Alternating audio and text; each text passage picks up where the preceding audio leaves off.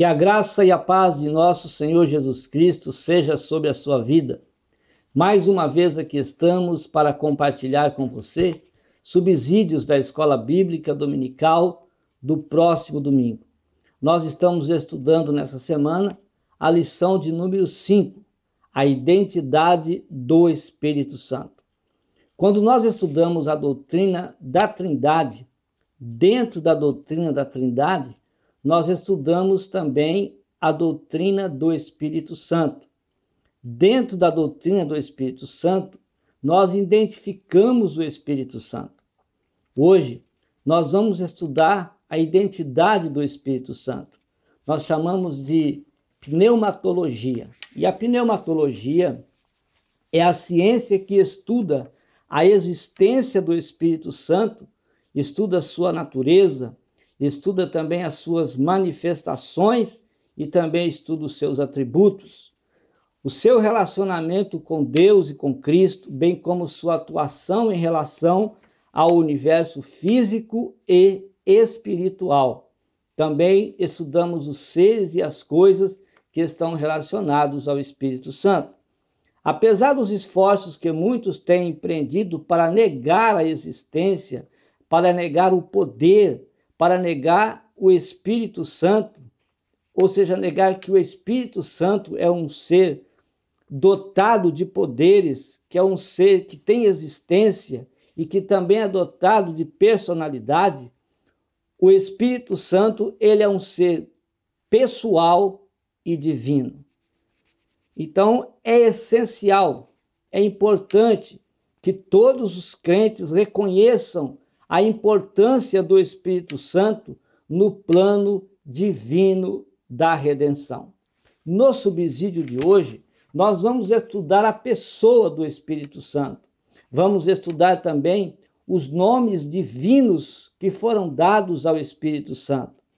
Também nós vamos estudar o Espírito Santo como membro da divindade. Também vamos estudar os símbolos do Espírito Santo. Vamos estudar o Espírito Santo no Antigo e no Novo Testamento. Também nós vamos estudar os agravos contra o Espírito Santo e no final vamos falar da blasfêmia contra o Espírito Santo. Que Deus possa nos abençoar ricamente e que possamos crescer na graça e no conhecimento da palavra de Deus. Quero pedir para você, subscreva no meu canal, deixe aí o seu like, também visite o nosso site www.moldado.com. No site você tem os vídeos e também o esboço de todas as mensagens que temos ali postado. Que Deus possa ricamente abençoar a sua vida e continuar assim nos ajudando a crescer no conhecimento de Deus, no conhecimento da sua palavra, em nome de Jesus. O Espírito Santo é uma pessoa. A pessoa do Espírito Santo, ela não pode ser confundida com alguma forma corpórea. Ele não necessita de um corpo material, ele não necessita de um corpo material para se manifestar. A personalidade do Espírito Santo, ela é incorpórea. Não se trata de um espírito criado como se fosse um anjo ou como se fosse um homem. A palavra espírito, ela deve ser interpretada com muito cuidado. Em relação ao homem, o seu espírito foi criado por Deus. Em relação ao próprio Deus, a palavra espírito ganha um sentido especial, porque ele é o Espírito eterno, conforme Hebreus capítulo 9 e o versículo de número 14. Quanto mais o sangue de Cristo, que pelo Espírito eterno se ofereceu a si mesmo, imaculado, ou seja, separado, santo a Deus.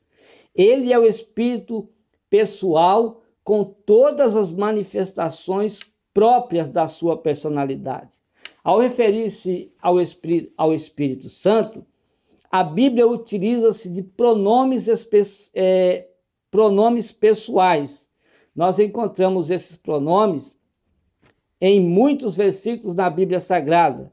Em João 16, versículos 8, 13 e 14, nós vemos os pronomes pessoais como ele, aquele, dele, etc. Muitos outros versículos. Em João 14 e 16, temos a expressão outro consolador, referindo-se ao Espírito Santo como pessoa. Ao afirmar que enviaria o Espírito Santo, o Consolador, Jesus usou o pronome grego allos, que significa outro, significando outro do mesmo tipo.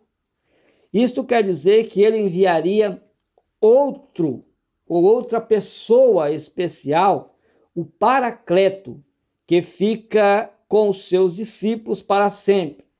O termo grego para Paracleto significa aquele que vem para socorrer, aquele que vem para assistir, aquele que vem para ajudar, para auxiliar.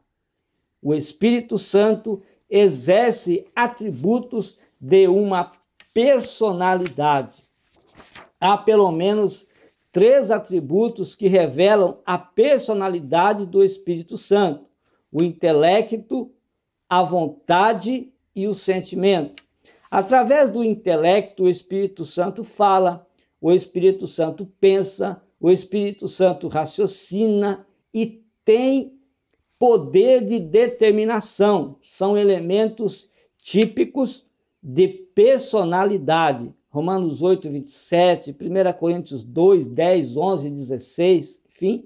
Através do desejo humano, o Espírito Santo tem o poder de agir de conformidade com a vontade de Deus, com a vontade divina, conforme Hebreus 2 e 4. Em relação ao sentimento do Espírito Santo, é evidente que ele possui todos os graus de afeição e sensibilidade de quem ama, de quem consola, de quem geme, de quem chora, de quem intercede. Muitos ignoram que o Espírito Santo realmente é uma pessoa. Eles acreditam que o Espírito Santo seja uma força impessoal, seja uma energia, seja uma influência, seja uma reação, uma ação através de uma energia positiva, um sentimento avivado. Porém, o Espírito Santo é uma pessoa, a terceira pessoa da Trindade. A Bíblia usa o pronome pessoal em relação a ele, dizendo o que está escrito: quando vier o Espírito Santo da verdade, ele vos guiará. Quando ele vier, convencerá o mundo. João 16, 8. Então a Bíblia descreve essas atitudes, atitudes de pessoa, com a pessoa do Espírito Santo. A Bíblia descreve as atitudes de pessoas com a pessoa do Espírito Santo. Ananias e Safira mentiram ao Espírito Santo. Atos 5:3. Alguém pode falar contra o Espírito Santo. Mateus 12 e 32. É possível alguém entristecer o Espírito Santo. Efésios capítulo 4, versículo 30. Devemos obedecer o Espírito Santo. Atos capítulo 5 e versículo 32. Os nomes divinos que são dados ao Espírito Santo. Nas Escrituras, o Espírito Santo ele é expressamente chamado Deus. Atos 5:9. Também é chamado Senhor. 2 Coríntios 3:18. Ele possui os atributos de Deus e realiza as obras que só o Altíssimo pode ou poderia realizar. Se o Espírito Santo existe como ser divino, significa que ele é não meramente uma parte desse ser, mas ele é o próprio Deus Espírito, conforme João capítulo 4, versículo 24. Ele tem existência própria de dissociar-se da divindade. Hebreus 9:14. As três pessoas da Trindade, elas são distintas em suas manifestações, mas pertencem à mesma existência eterna. O Espírito Santo não se originou em nada e em ninguém. O Espírito Santo é eterno, o Espírito Santo é Deus. Além dos nomes, o Espírito Santo também detém atributos divinos, como eternidade, onipresença, onipotência, onisciência. Outra incontestável prova da divindade do Espírito Santo é que ele realiza trabalhos exclusivos de Deus. Foi o Espírito Santo de Deus que deu vida à criação. Gênesis 1:2. É o Espírito Santo quem transforma o homem pecador em uma nova criatura por meio do novo nascimento, conforme João capítulo 3, versículos de 3 a 8. Foi o Espírito Santo quem levantou Cristo da morte, mediante a ressurreição, Romanos capítulo 8, versículo 11. Então, como Deus Pai e Deus Filho, o Espírito Santo é membro da divindade.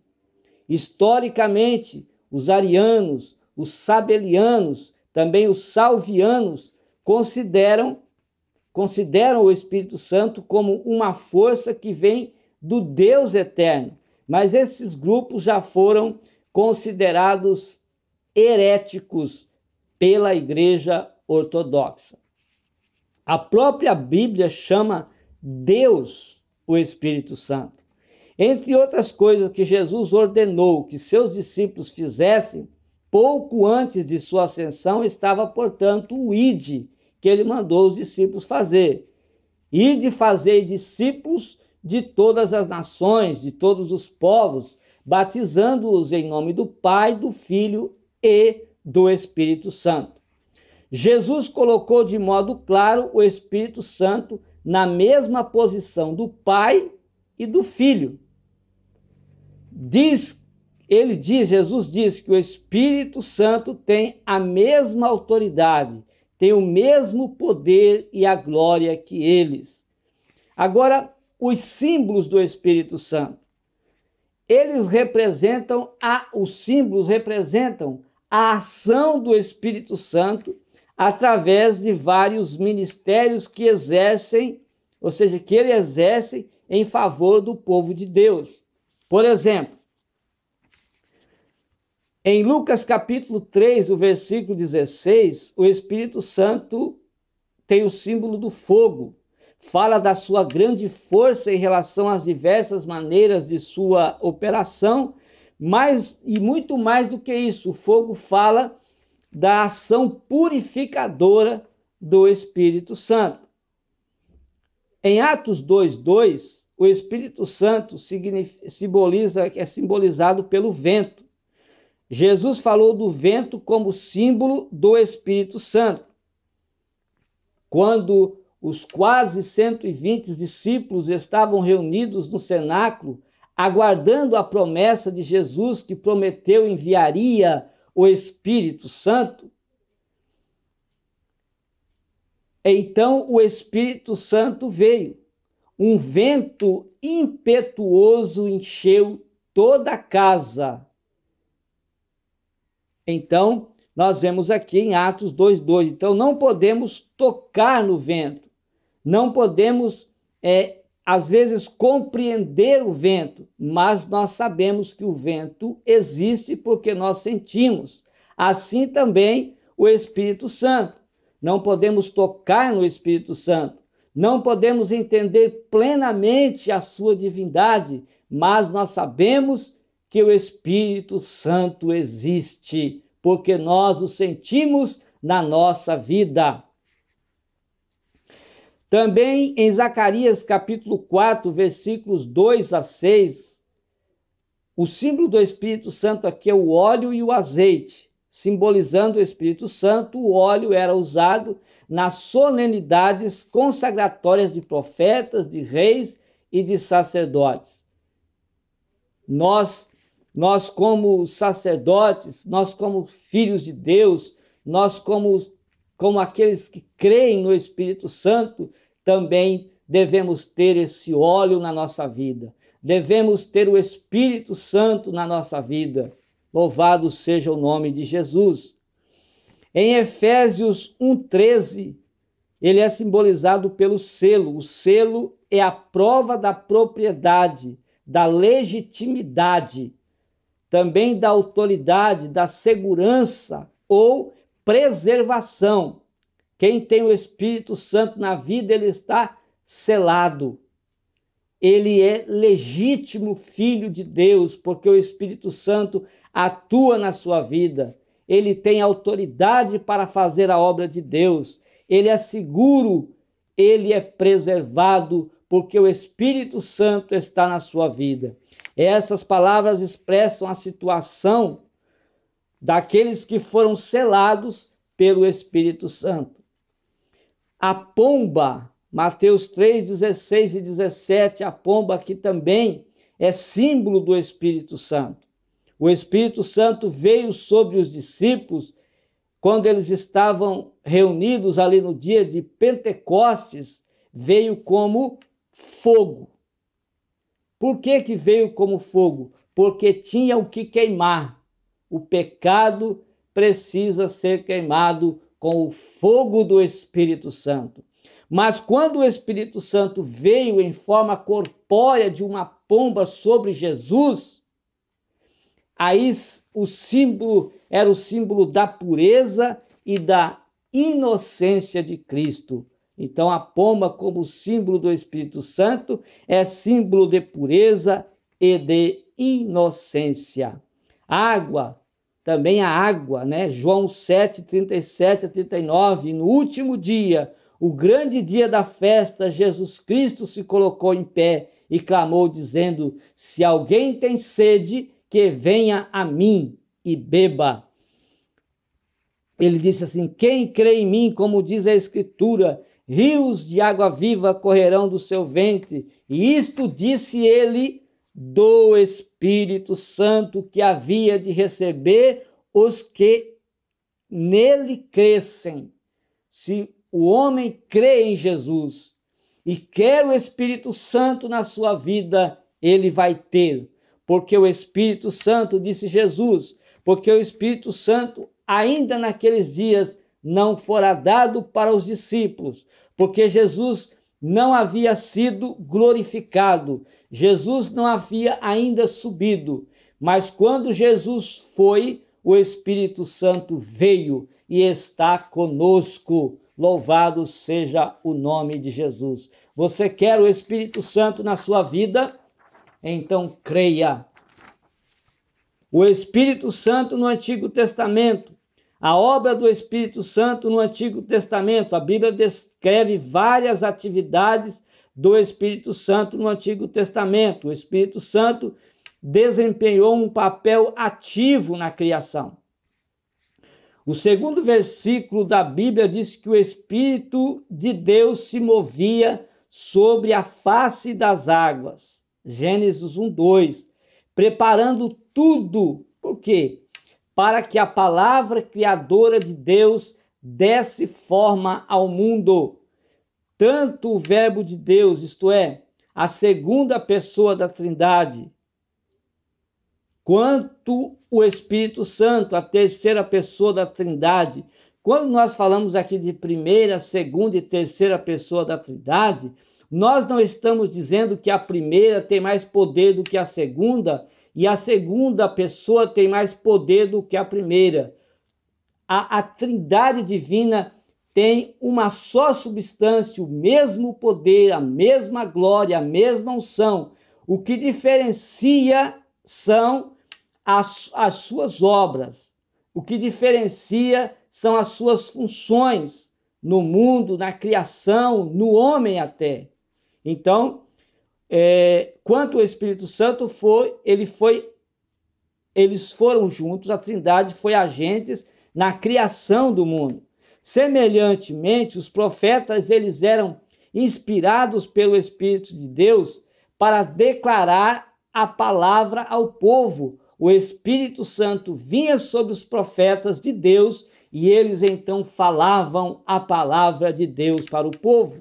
Ezequiel ensina que os falsos profetas seguem o seu próprio espírito, ao invés de andarem segundo o Espírito de Deus. Ezequiel 13, 2 e 3.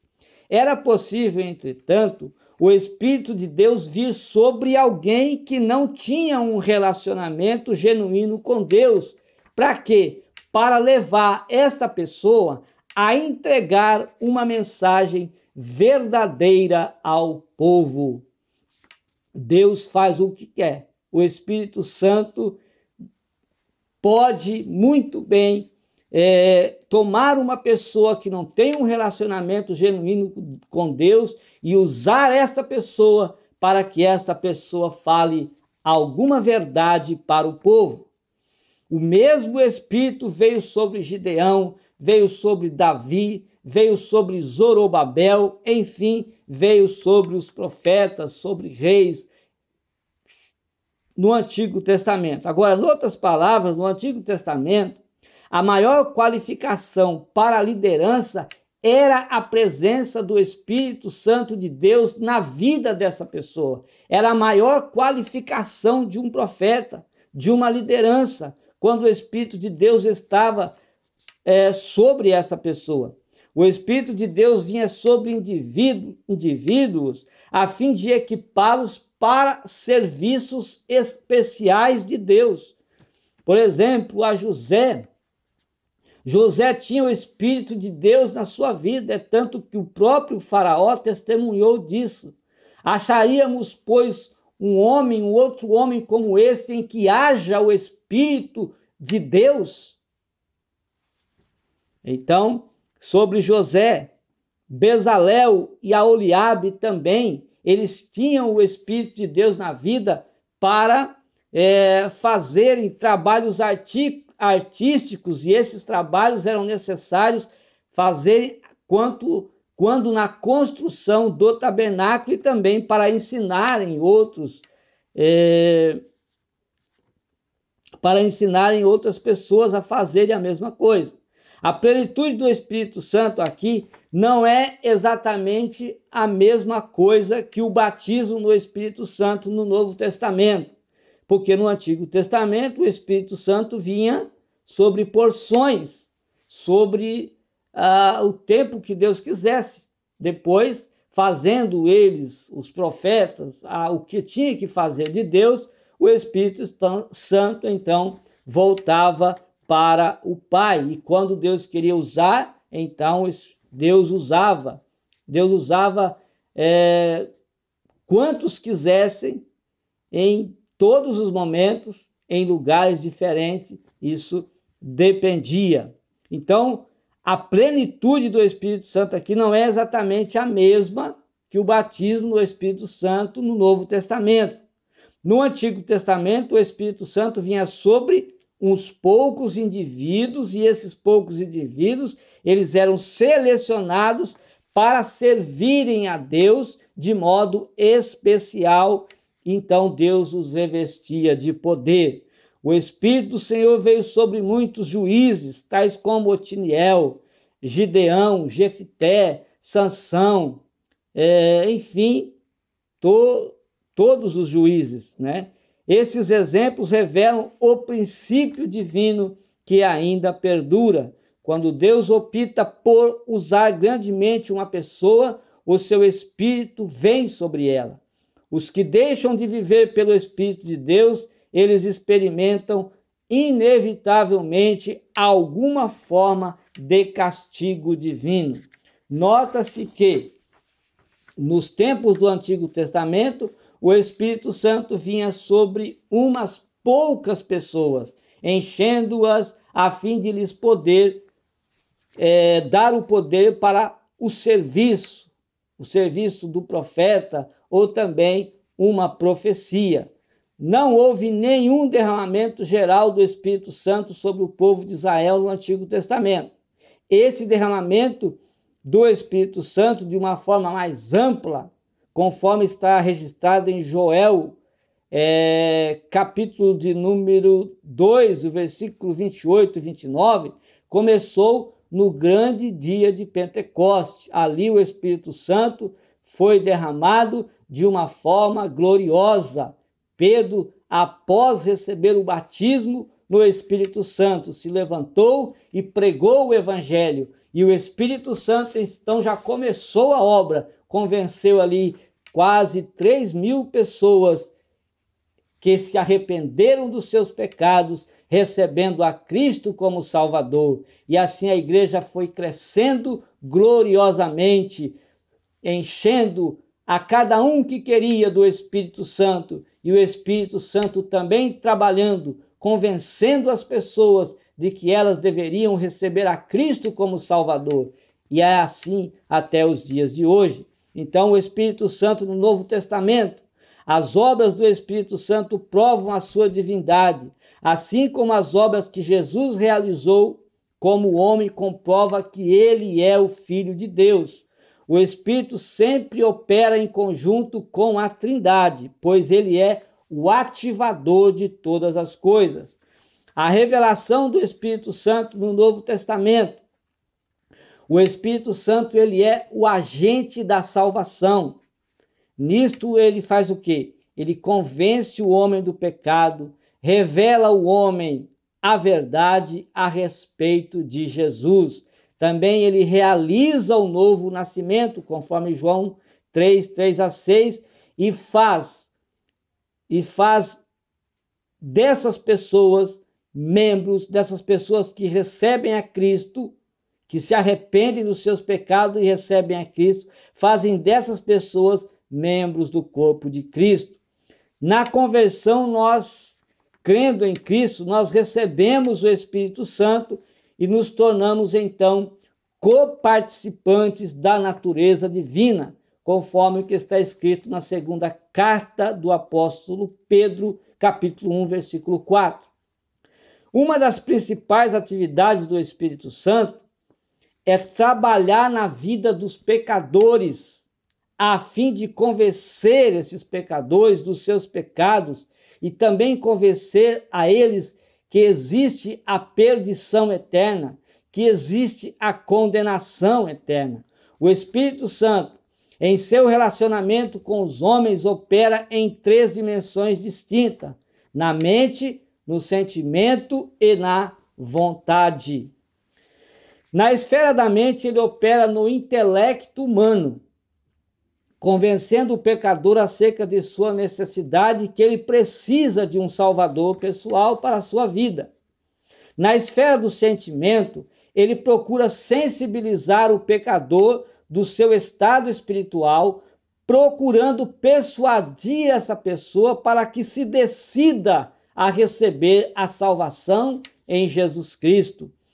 Agora, na área do sentimento, o Espírito Santo conduz o pecador à emoção, à alegria de receber essa dádiva, a dádiva de Deus, o dom de Deus, a salvação em Cristo Jesus. Ainda na área do sentimento, ele mostra-lhe a importância dessa decisão, como é importante o homem se decidir a Cristo. E leva o pecador a confessar e também confessar os seus pecados, não só confessar, mas também deixar o seu pecado, renunciar à sua vida pecaminosa, seguindo a Cristo Jesus. Agora, na esfera da vontade, o Espírito Santo desperta o desejo de decisão por Cristo. A pessoa sente vontade, sente desejo de se decidir em receber Cristo na sua vida. A missão do Espírito Santo é convencer o pecador sobre seu estado de perdição eterna, caso não aceite a única providência divina para a salvação da humanidade, que é a expiação do pecado mediante o sacrifício vicário de Cristo, o pecador, então, não é forçado pelo Espírito Santo a decidir-se ao lado de Cristo. Ele não é forçado. E também reconhecer que ele é culpado, ele não é forçado a nada. O Espírito Santo não força ninguém. O homem se decide voluntariamente porque ele foi convencido pelo Espírito Santo. Agora, a decisão é dele, se ele quer ou não obedecer e deixar que o Espírito Santo trabalhe na sua vida. O Espírito não utiliza argumentos de lógica humana. Convence simplesmente a pessoa pelo seu poderoso, amoroso e persuasivo testemunho. Ao convencer o pecador de suas transgressões e, consequentemente, também convence ele que ele precisa depender de Deus, o Espírito da Verdade apresenta convincentemente a única solução para o homem. Qual é a única solução para o homem? A redenção mediante a justiça de Cristo, conforme Romanos 3, 21 a 25. O Espírito Santo convence do juízo. Cristo recebeu a condenação da nossa culpa, que foi o juízo imediato contra o pecado. Porém, aqui a palavra juízo possui também sentido de futuro, ou seja, o juízo que será derramado sobre aqueles que rejeitarem a graça salvadora de Cristo, que hoje é oferecida a todos os homens. O Espírito Santo trabalha dioturnamente no sentido de convencer as pessoas acerca desse inevitável juízo que acontecerá. Esse inevitável juízo futuro que também é contra o pecado, contra os pecadores e contra o diabo. De certo modo, o juízo contra o diabo já foi decretado na consumação da obra expiatória de Cristo. Um dia, todos os ímpios de todas as eras haverão de comparecer perante o grande trono branco no juízo final. Há muita diferença entre sentir simpatia pelo Evangelho e converter-se sinceramente a Cristo.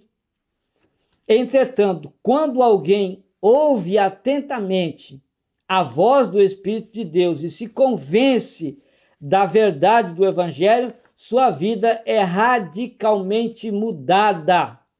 Ela é transformada pelo poder do Espírito Santo. Então, após o derramamento do Espírito Santo no dia de Pentecoste, o apóstolo Pedro levantou sua voz, pregou com a autoridade que o Espírito Santo deu para ele. E o que aconteceu?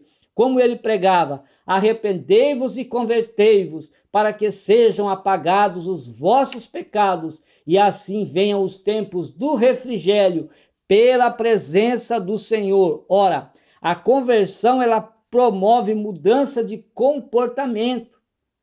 E também como dar meia volta e retornar para Deus. A verdadeira conversão traduz-se no arrependimento sincero, do homem que está recebendo a Cristo, ou seja, do pecador, e na imediata regeneração operada pelo Espírito Santo no interior do homem. A transformação, a mudança de vida, a renovação é de dentro para fora.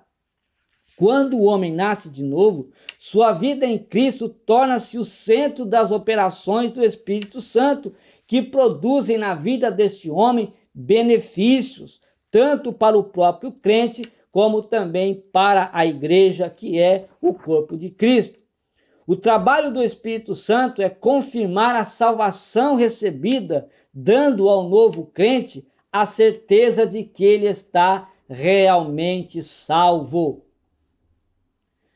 A partir de então, o Espírito Santo conduz esse crente à vitória sobre o pecado que antes dominava a sua vida, Antes ele era escravo do pecado, e agora seguindo a Cristo, servindo a Deus, sendo transformado pelo poder do Espírito Santo, ele tem a liberdade, ele é liberto para adorar a Deus, para louvar a Deus, para servir a Deus.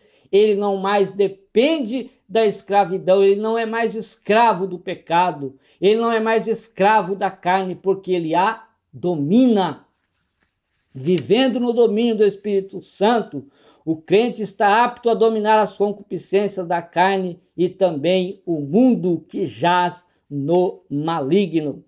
O Espírito Santo é o agente da nossa santificação. Na conversão, o Espírito Santo passa a habitar no crente que começa a viver sob a influência santificadora do Espírito Santo. Ele nos santifica, purifica a nossa vida, ele dirige a nossa vida e leva-nos uma vida santa, libertando-nos da escravidão do pecado. Testifica que nós somos filhos de Deus, ajuda-nos quando nós vamos adorar a Deus, na nossa adoração ele está sempre conosco. Enfim, e também na nossa vida de oração, ele intercede junto a nós quando nós não temos palavras. O Espírito Santo, com gemidos inexprimíveis, ele intercede por nós. Louvado seja o nome de Jesus. Ele produz em nós também as qualidades, o caráter de Cristo, que esse caráter de Cristo deve glorificar a Deus, deve glorificar o Senhor Jesus. O Espírito Santo é o nosso mestre que nos guia em toda a verdade e também nos revela Jesus e nos guia em estreita comunhão e união com Ele. Também nos comunica sempre o amor divino. Em Romanos 5:5 diz que o amor de Deus foi derramado em nossos corações através do Espírito Santo que nos foi dado. Ele nos alegra, nos consola e também nos ajuda. O Espírito Santo é o agente para o serviço do Senhor.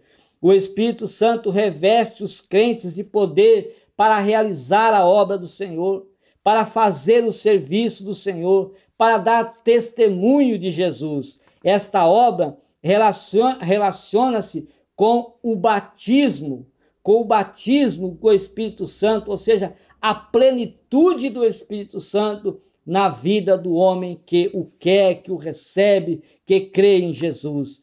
Quando somos batizados no Espírito, recebemos poder para testemunhar de Cristo, para trabalhar de modo mais eficaz na igreja do Senhor e diante também deste mundo pecaminoso.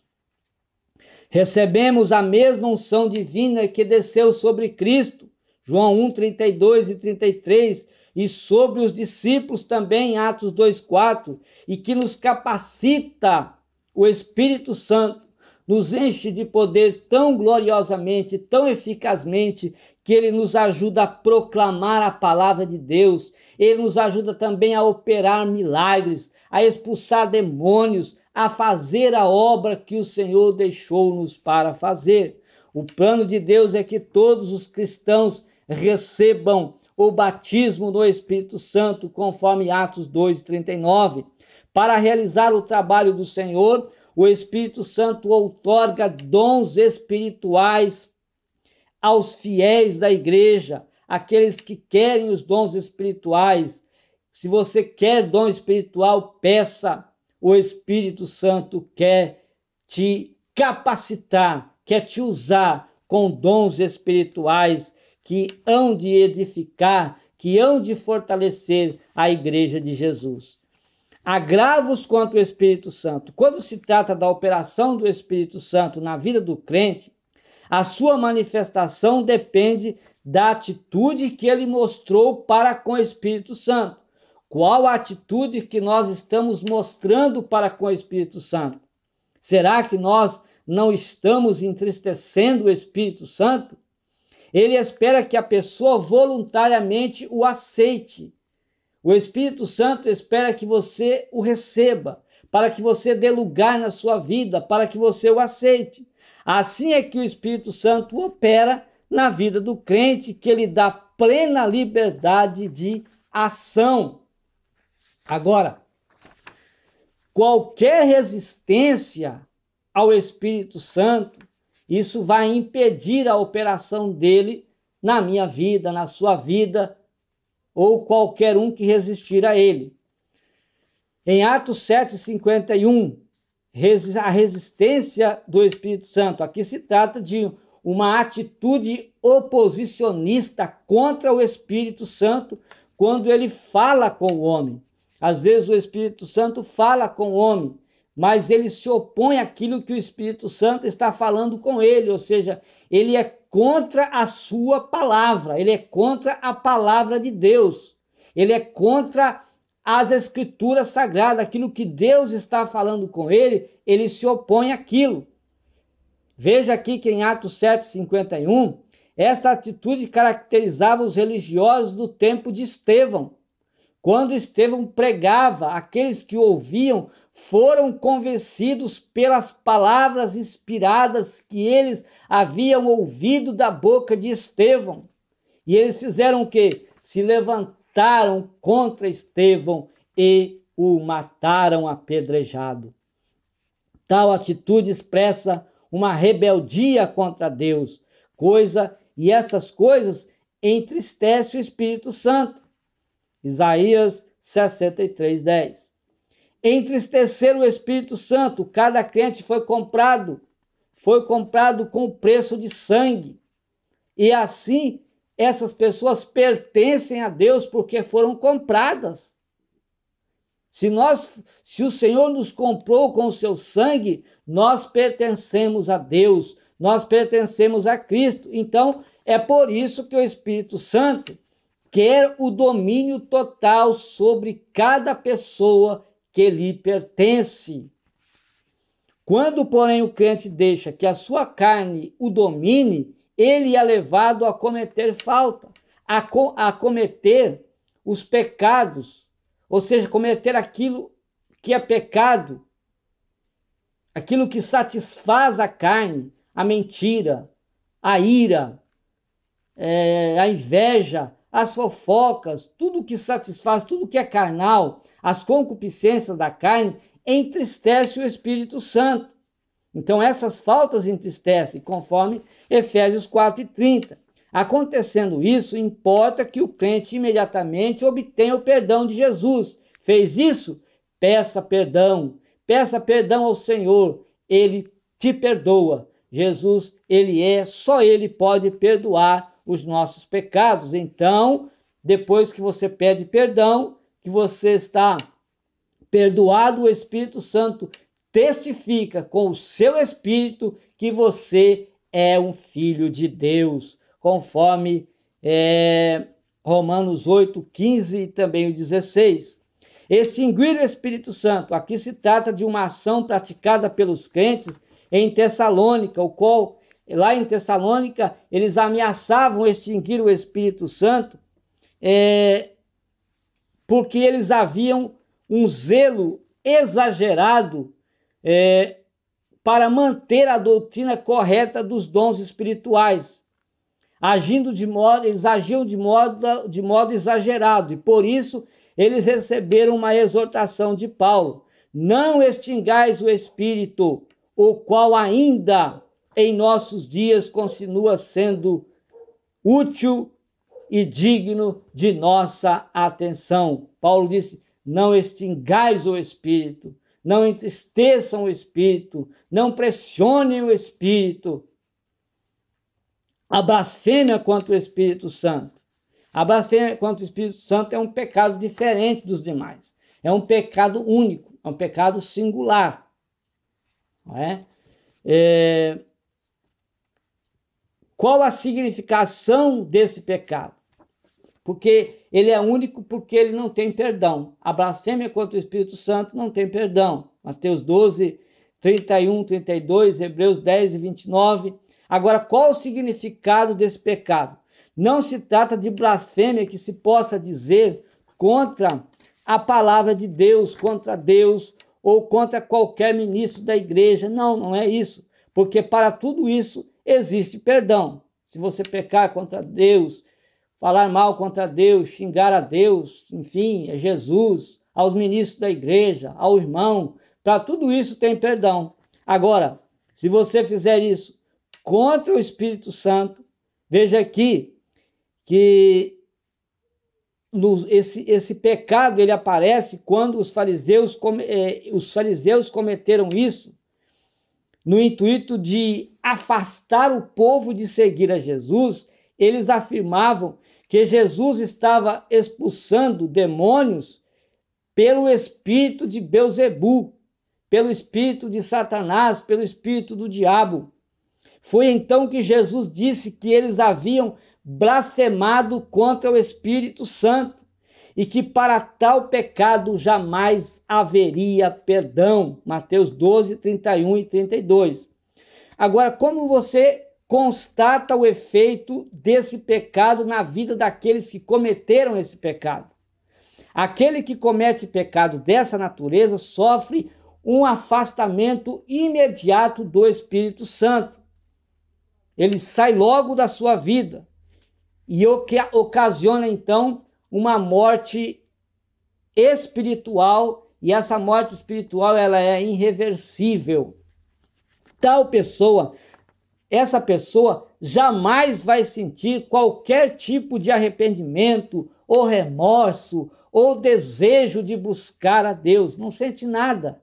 O Espírito Santo jamais vai chamar uma pessoa assim para o arrependimento, ou seja, para se arrepender. Às vezes nós encontramos pessoas que estão preocupadas, até choram por acharem que pesa sobre elas esse pecado. Acham que pecaram, que blasfemaram contra o Espírito Santo e julgam que jamais podem ser perdoadas. Porém, só o fato dessas pessoas estarem arrependidas, desejosas da salvação, desejosas de fazer um concerto com Deus, que quer estar com Deus, que deseja a salvação, enfim, só este fato indica que essa pessoa não cometeu o pecado de blasfêmia, não cometeu o pecado contra o Espírito Santo, porque está arrependido. E quando a pessoa blasfema contra o Espírito Santo não o chama para o arrependimento,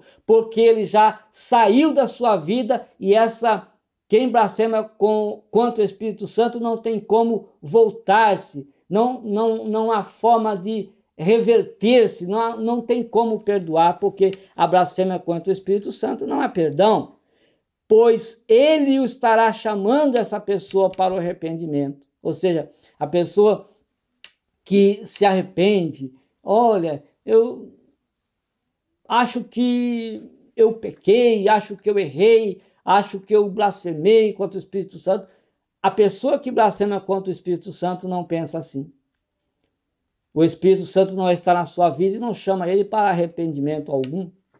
Ele opera com poder onde há liberdade. O Espírito Santo, ele opera poderosamente onde ele tem liberdade para operar. Então, dê espaço, dê liberdade ao Espírito Santo, receba ele na sua vida e você então terá a alegria, o consolo, a paz para viver uma vida renovada e sempre avivada no Espírito Santo. Não importa aqueles que não crerem, aqueles que não querem, nós queremos, eu mesmo quero, e eu creio que você quer também o Espírito Santo atuando na nossa vida, trabalhando em nosso viver. Que Deus abençoe sua vida, que Deus abençoe sua família e até os próximos subsídios da Escola Bíblica Dominical.